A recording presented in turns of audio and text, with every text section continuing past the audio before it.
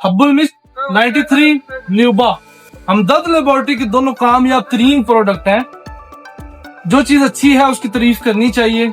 आपने मेरे चैनल की काफी वीडियो देखी होंगी, मैं कंपनीज की चीजें लेके आता हूँ, कंपनी की जो रिजल्ट आवर चीजें हैं।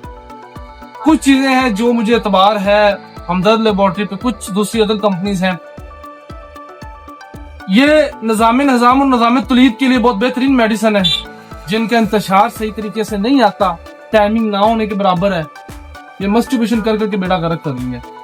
सुबह निहार मुंह नीम गर्म दूध के साथ 1 गोली, रात सोने लगा खाने के 2 घंटे के बाद 1 गोली, 3 से 4 दिन के अंदर चीख फटाक डमडम काम करने लग पड़ेगा। ठीक है, इंशाल्लाह दुआओं में याद रखेंगे। गर्म खुश्क मिजाज वाले यूज ना करें, क्योंकि सेक्स की बहुत कम ऐसी मेडिसिन है जो गर्म खुश्क मिजाज में भी यूज कर सकते हैं। ठीक है, बाकी मेरा नंबर नीचे दिया गया, किसी किस्म की इंफॉर्मेशन के लिए या अपने मिजाज की तशखीस के लिए रब्ता कर सकते हैं। और कोई फीस नहीं है मेरी, लेकिन मैं अपने टाइम की मुनासिबत से रिप्लाई करता हूँ।